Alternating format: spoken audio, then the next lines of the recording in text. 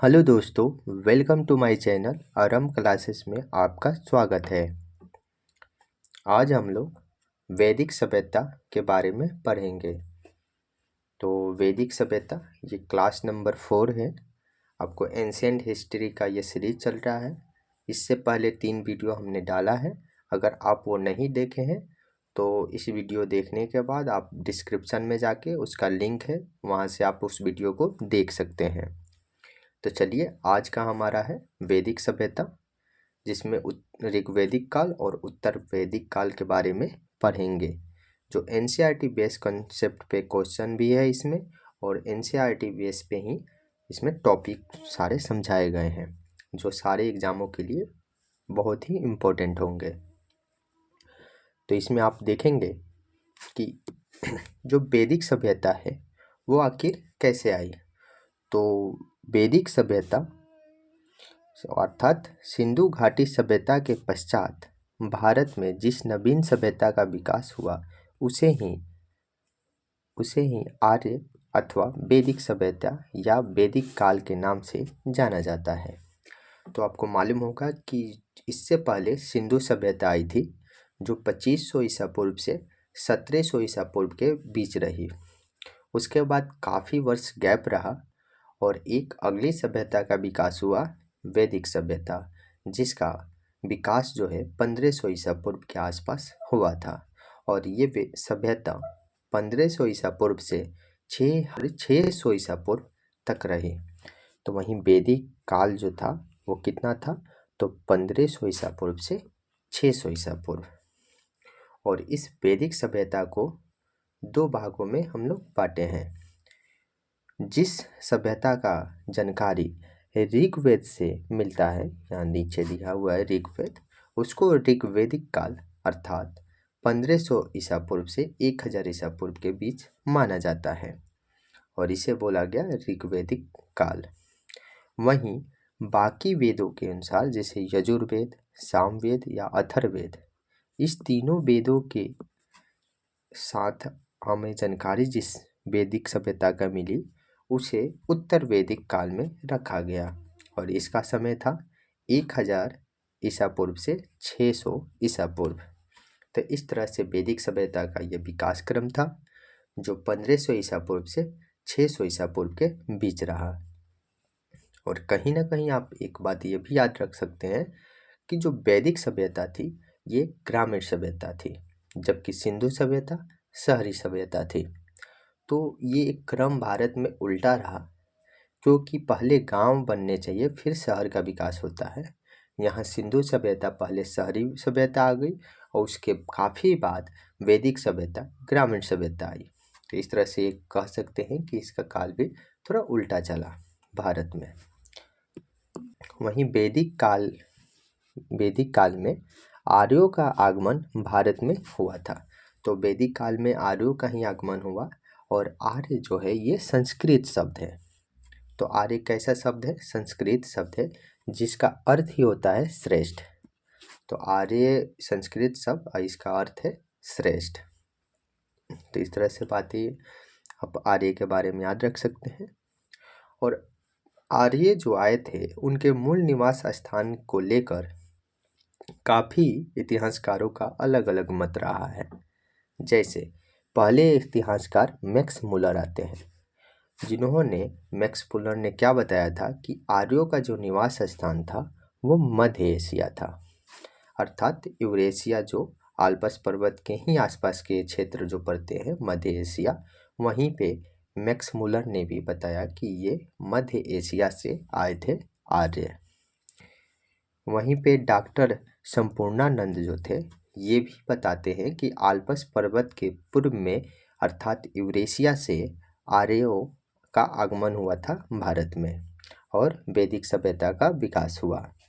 वहीं भारतीय हैं जैसे बाल गंगाधर तिलक, इन्होंने बताया कि जो आर्य थे वो उत्तरी ध्रुव से आए थे। उत्तरी ध्रुव आप अगर ग्लोब पर देखेंगे तो ये सबसे जो अंटार्कटिका का ये क्षेत्र है वही उत्तरी ध्रुव में आता है, और यहीं से बाल गंगाधर तिलक बताते हैं कि आर्य आए थे। वहीं दयानंद सरस्वती, इनका कहना है कि ये तिब्बत से आए थे।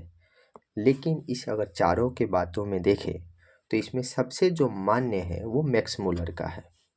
मैक्स मुलर के द्वारा जो बोला गया था कि मध्य एशिया से आए थे, इसको ज़्यादा मान्यता मिली है, अर्थात ज़्यादा ये प्रमाण मिलता है इसका।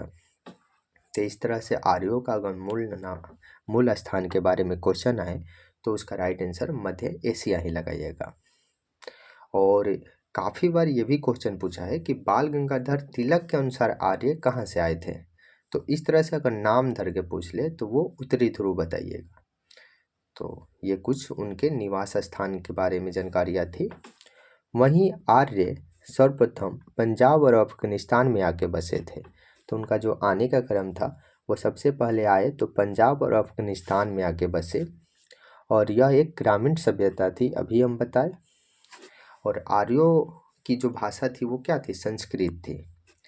और आर्य का समाज जो था वो पितृ प्रधान था। तो ये कुछ बातें हैं आर्यों के बारे में। जबकि सिंधु सभ्यता एक मातृ प्रधान थी, और वहीं आर्य जो आए वो वैदिक सभ्यता का विकास हुआ, तो ये एक पितृ प्रधान था, मतलब पिता प्रधान था। वहीं आर्यों का अगर प्रशासनिक इकाइयाँ देखें तो 5 भागों में बटी थी।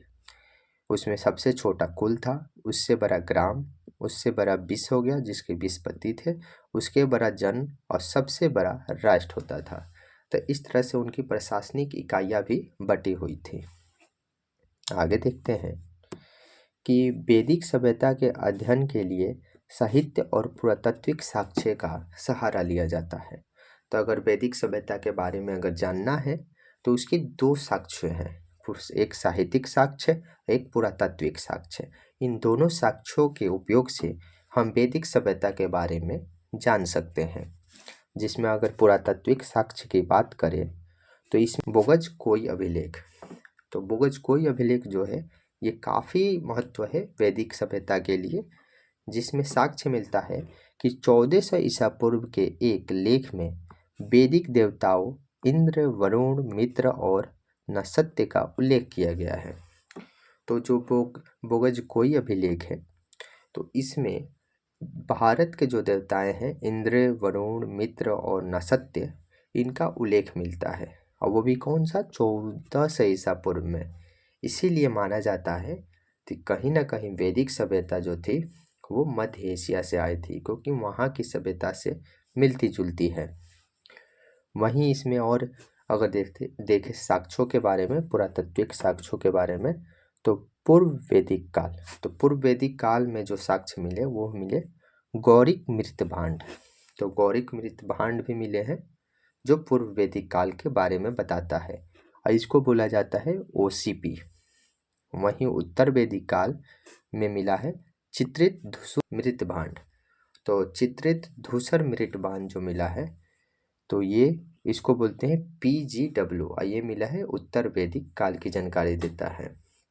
तो इस तरह से पूर्व वैदिक काल और उत्तर वैदिक काल के बारे में जानकारी देने के लिए ये दोनों साक्ष्य हैं जो पुरातात्विक साक्ष्य हैं। साथ ही साथ आपको एक साहित्यिक साक्ष्यों के बारे में भी जानकारी मिलती है। साहित्यिक साक्ष्य मतलब जो वेदों वहाँ के लिखे गए हैं, वेद पुस्तक, उनसे जो प्राप्त हुए जानकारी, उन्हीं को साहित्यिक साक्ष्य बोला गया। तो वेदों से मिलने वाली जानकारी ही क्या बोलाई, साहित्यिक साक्ष्य है। और वेदों की कुल संख्या कितनी थी, तो ऋग्वेद थी, यजुर्वेद, अथर्ववेद और सामवेद। आपको अभी हम देखे थे कि ऋग्वेद से अगर जानकारी जो मिली उसी को पूर्व वैदिक काल या ऋग्वैदिक काल बोला गया था, और बाकी जो वेदों से जानकारी मिली उसे उत्तर वैदिक काल कहा गया था। तो चलिए अब देख लेते हैं एक एक करके ऋग्वेद, यजुर्वेद, अथर्ववेद और सामवेद के बारे में क्या हमें जानकारियाँ मिलती हैं। तो वहीं पे अगर हम देखें अब ऋग्वेद, तो ऋग्वेद के बारे में कुछ जानकारियाँ ले लेते हैं। जिससे ऋग्वेद सबसे प्राचीन वेद है। तो सबसे प्राचीन वेद जो है वो है ऋग्वेद, और ऋग्वेद में स्रोत और प्रार्थनाओं का संचय किया गया है। तो ऐसे क्वेश्चन काफ़ी बन जाते हैं कि ऋग्वेद जो है उसमें क्या है, तो स्रोत और प्रार्थनाएं हैं, जो प्रार्थना है, श्लोक है, इस सब का वर्णन है। वहीं इसमें 10 मंडल है, या 10 मंडल या 10 अध्याय भी कह सकते हैं, जिसे इसको 10 अध्याय में बांटा गया है, 10 मंडल में बांटा गया है। इसमें से जो 2 से 7 तक के जो मंडल है वो प्राचीनतम अंश है उसमें, मतलब प्राचीन है। जबकि न्यूनतम जो है वो प्रथम और 10वां। तो प्रथम और 10वां जो मंडल है वो नवीन रूप से जोड़ा गया था, मतलब बाद में जोड़ा गया था। इस तरह से उसमें कुछ सूक्त भी हैं, जैसे 1028 सूक्त हैं और 10,462 ऋचाएँ हैं। तो इस तरह से ऋग्वेद बांटा गया है 10 मंडल में, 1028 सूक्त में, और इसी सूक्त में कुछ ऋचाएँ हैं जिनकी संख्या है 10,462। तो ये भी बातें याद रखिएगा। वहीं ऋग्वेद के तीसरे मंडल में गायत्री मंत्र है जो सूर्य देवता को समर्पित है। तो आपको ये बता दें कि जो ऋग्वेद में है उसमें 4 मंडल सबसे महत्वपूर्ण रहे हैं। तीसरा मंडल, 7वां मंडल, 9वां मंडल और 10वें मंडल। तो ये जो 4 मंडल है वो सबसे महत्वपूर्ण है इसमें। जैसे तीसरे मंडल में अभी हम देखें कि गायत्री मंत्र है जो सूर्य देवता को समर्पित है। वहीं 7वां मंडल जो है ये 10 राज्य युद्ध का वर्णन मिलता है। तो 7वें मंडल में कौन सा, तो 10 राज्य, 10 राजाओं का युद्ध जो हुआ था उसकी कहानी हमें मिलती है 7वें मंडल से। जबकि 9वां मंडल क्या है, तो सोम देवता को समर्पित है। सोम देवता जो थे उनको समर्पित है 9वां मंडल, उनके ही बारे में जिक्र किया गया है 9वें मंडल में। और वहीं पे 10वें मंडल में पुरुष सूक्त का वर्णन है, जिसके अनुसार समाज 4 वर्गों में बटा था।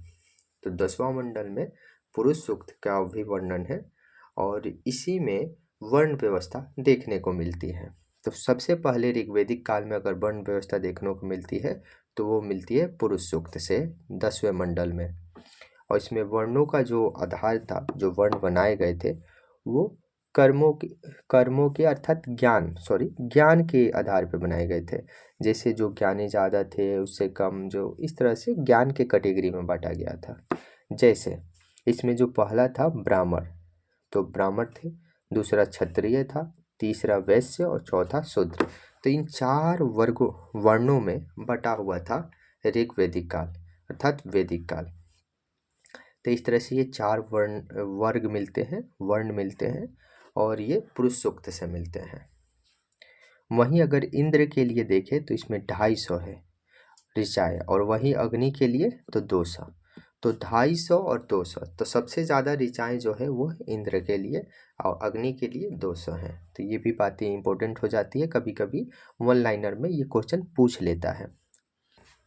तो अगला जो वेद है वो है यजुर्वेद। तो यजुर्वेद के बारे में देखते हैं कि यजुर्वेद में यज्ञों के नियम और बलि विधि विधान का संकलन है। तो यजुर्वेद में क्या है, तो नियम है, विधि विधान बनाए गए हैं, उन्हीं का संकलन किया गया है, इसमें रखा गया है। इसमें एक आप बलिदान की भी विधि है, जैसे बलिदान जो पूजा पाठ होते थे उसमें बलिदान दिया जाता था, इसका भी वर्णन यजुर्वेद में है। तो ऐसे भी क्वेश्चन आते हैं। और यह एक ऐसा वेद है जिसे गद्य और पद दोनों में लिखा गया है, मतलब इसमें गद्य भी है और पद के रूप में दोनों पदों में ये वेद लिखा गया है यजुर्वेद। तो इसमें यही बातें थी। वहीं अगर अगला देखें तो सामवेद। सामवेद एक काफ़ी अच्छा, मतलब काफ़ी महत्वपूर्ण वेद है, क्योंकि सर्वप्रथम 7 स्वरों का जो जानकारी मिलता है वो सामवेद से मिलता है। और साम का ही शब्दार्थिक अर्थ होता है गान। तो इससे आप समझ सकते हैं साम वेद अर्थात साम का अर्थ गान हो जाएगा।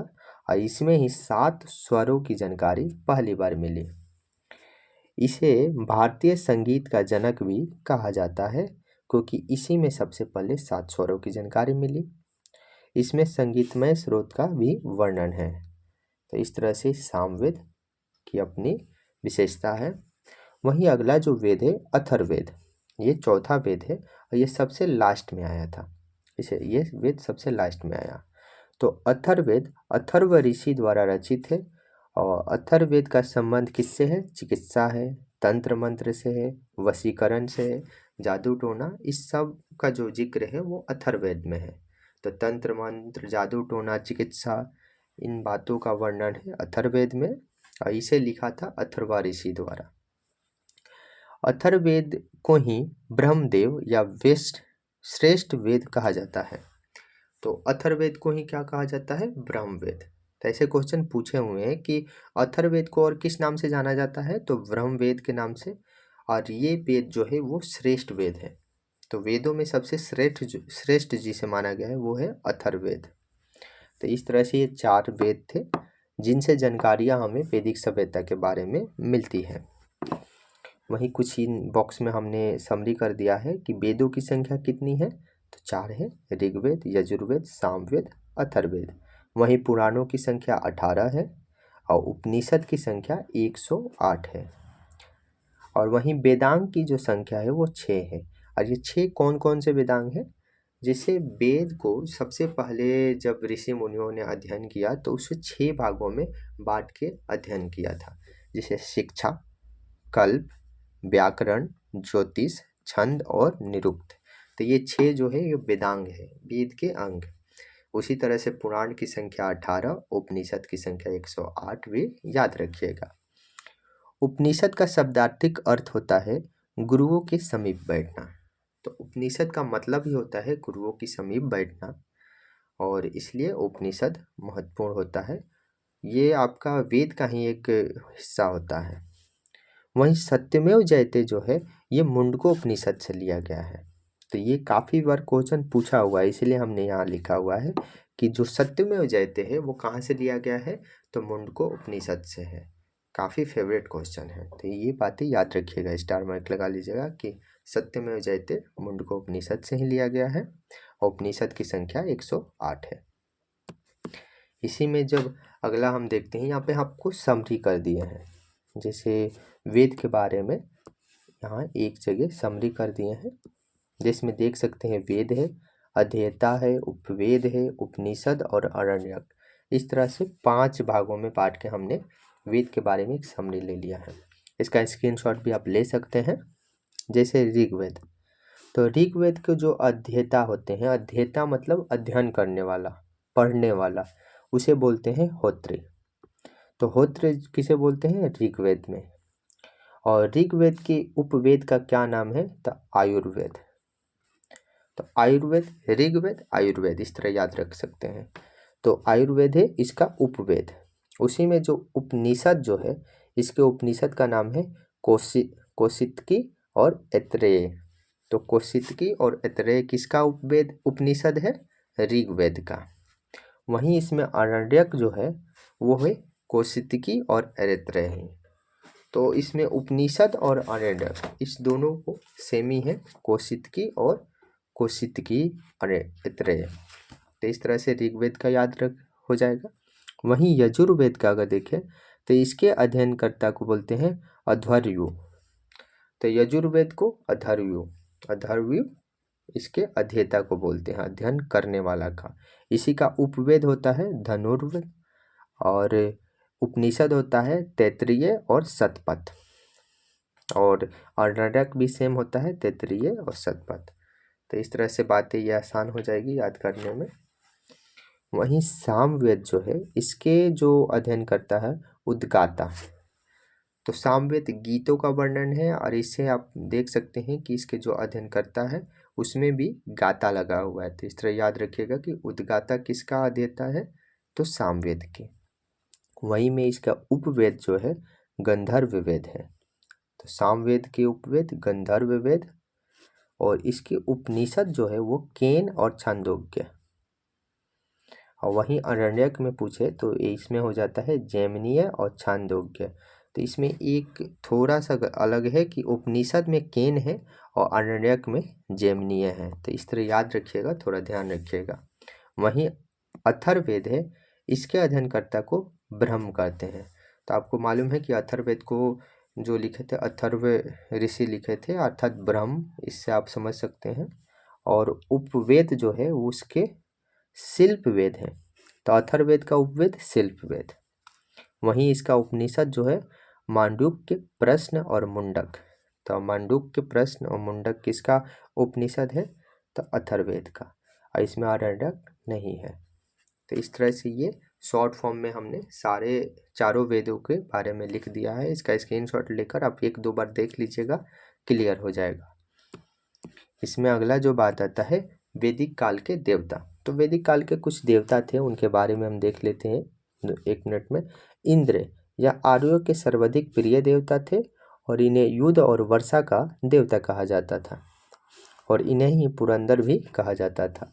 तो इंद्र क्या थे? युद्ध और वर्षा के देवता थे।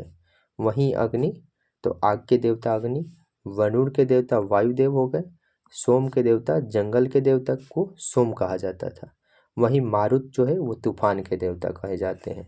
और रुद्र जो थे ये सबसे क्रोध वाले देवता थे, जैसे सबसे क्रोधित जो देवता होते थे वो रुद्र। तो इस तरह से कुछ वैदिक काल के ये देवताएं थे। इसमें अगला जो बात आता है वो ऋग्वैदिक कालीन नदियाँ। तो वैदिक सभ्यता में कुछ नदियाँ थी जिनके नाम अलग थे, जैसे प्राचीन नाम और आधुनिक नाम में हमने बताया है दोनों को एक साथ लिख के। जैसे जो सुद्री थे, तो ये प्राचीन नाम किसका था? सतलज नदी का। तो सतलज नदी का प्राचीन नाम पूछे तो वो होगा सुद्री। वहीं रावी, तो रावी पुरुषनी, इसे याद रखिए, रावी पुरुष है तो रावी पुरुषनी। वहीं चिनाब जो है, चिनाब अस्कनी, तो इसको याद रख सकते हैं, चुनाव में आशा है, तो चुनाव अस्कनी। वहीं है झेलम, तो झेलम का वितिस्ता। तो झोला जो होता है, पढ़ने जाते हैं उसको हम लोग झेलते हैं, वितिस्ता बस्ता होता है, उसी को बस्ता बोलते हैं गांव में। तो झेलम बस्ता, उसी से याद रखिएगा वितिस्ता।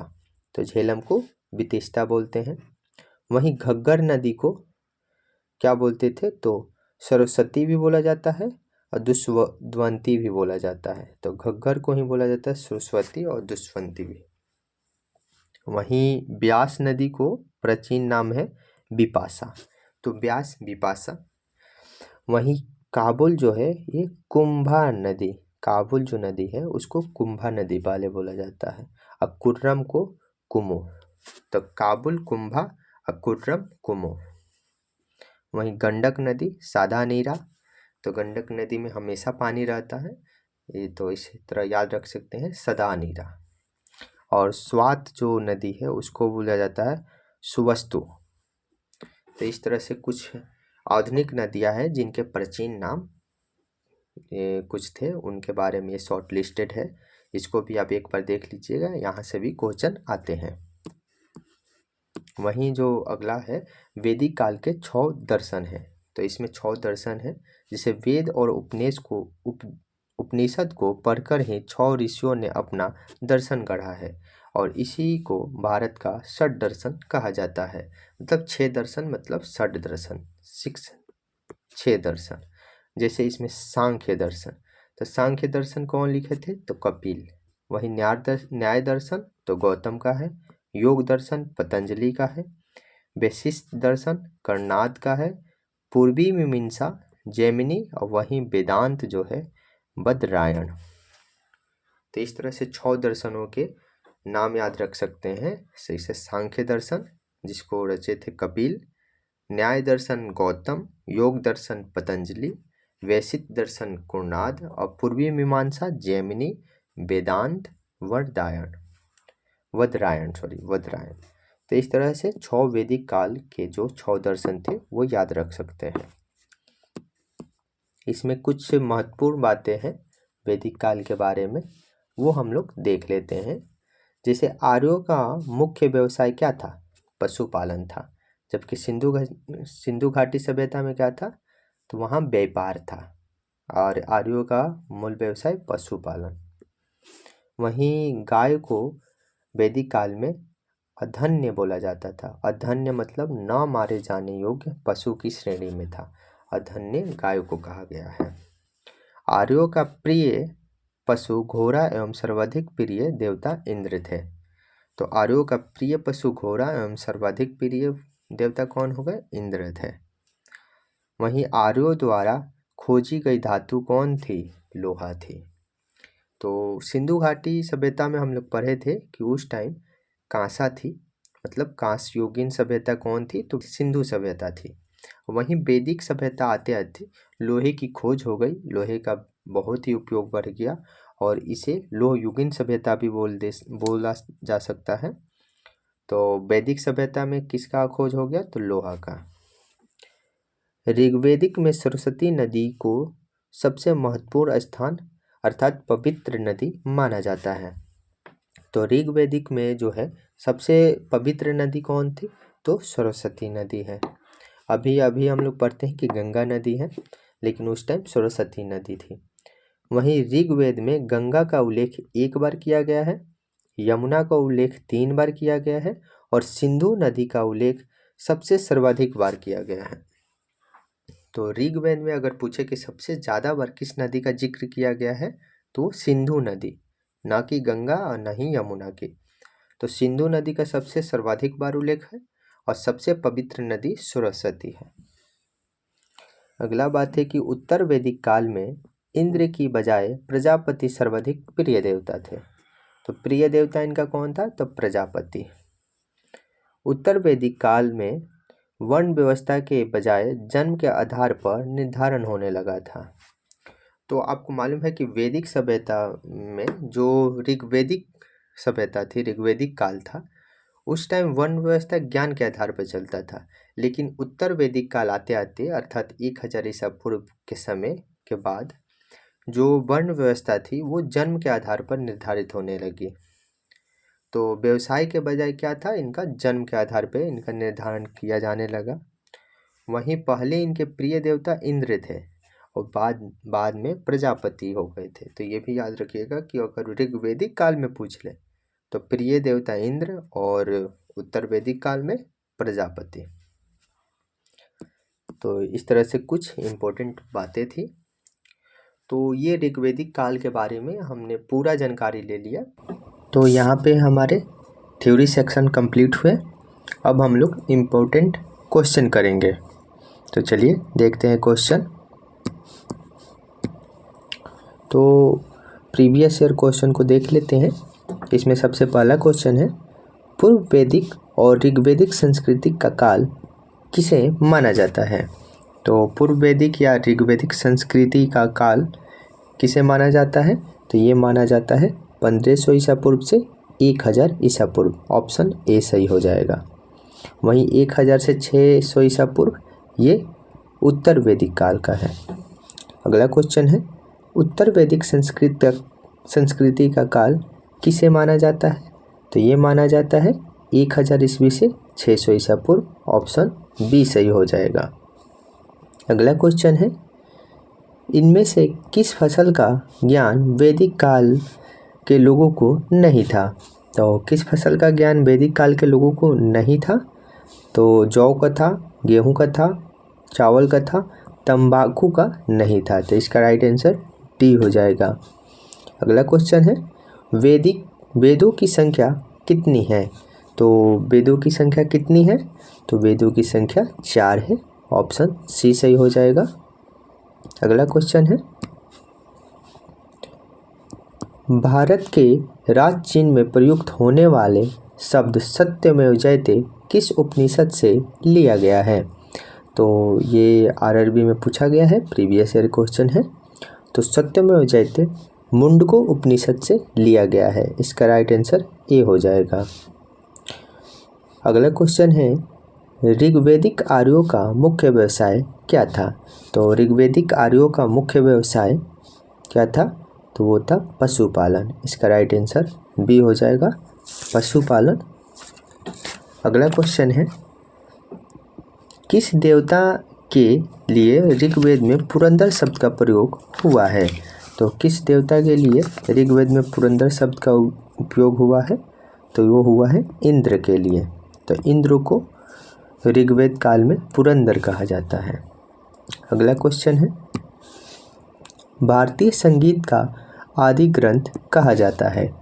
तो भारतीय संगीत का आदि ग्रंथ सामवेद को कहा जाता है।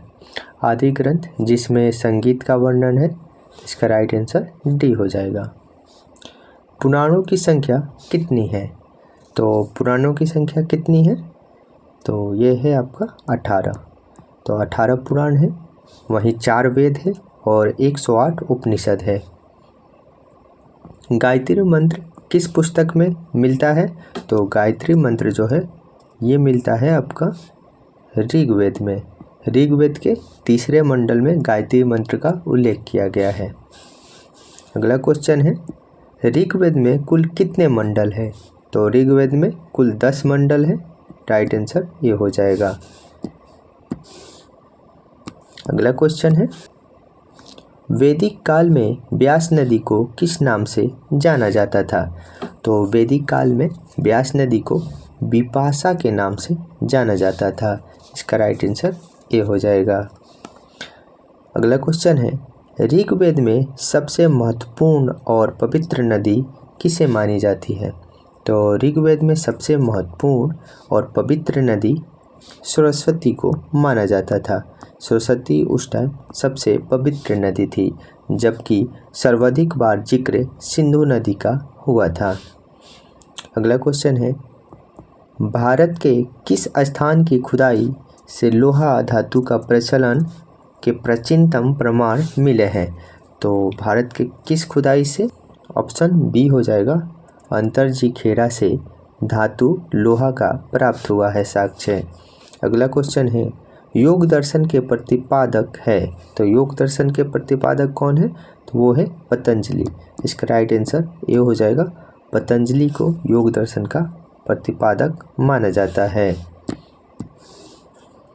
अगला क्वेश्चन है, किस वेद में जादुई माया और वशीकरण का वर्णन है? तो किस वेद में जादुई माया और जादू का वर्णन है?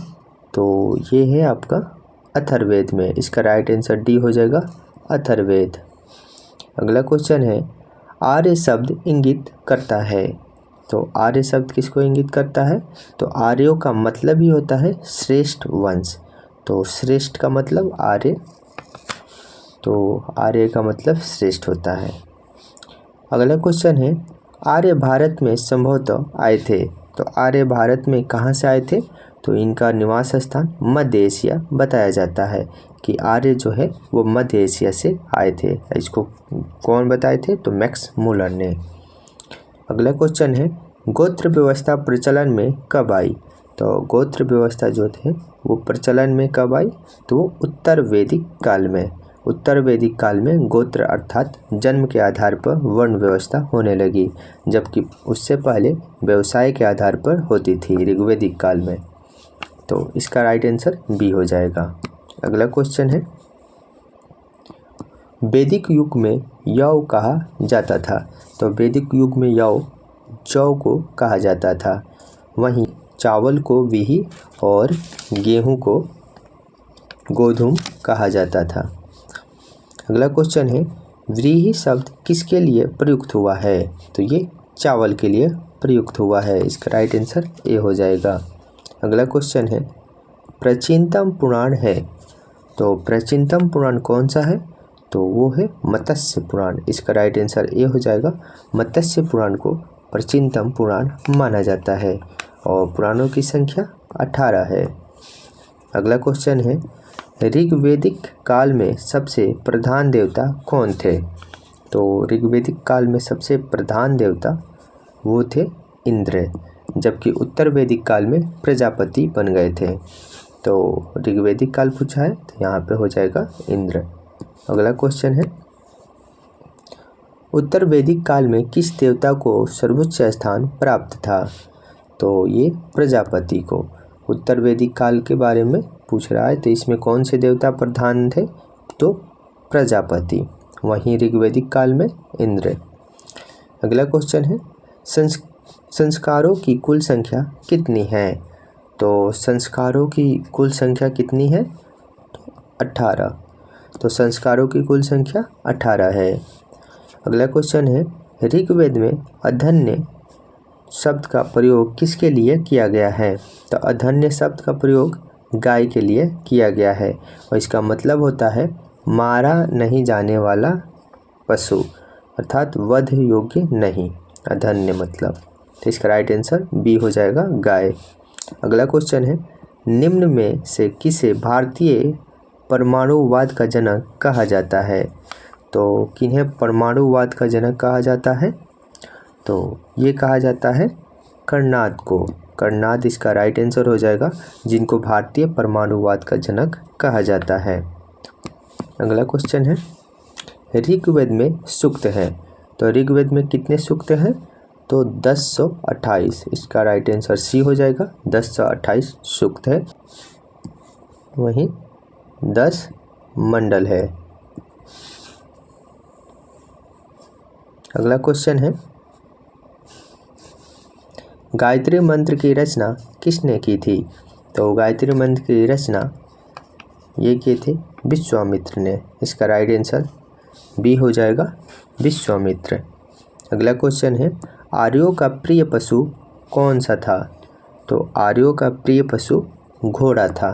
घोड़ा को आर्यों का प्रिय पशु माना जाता है।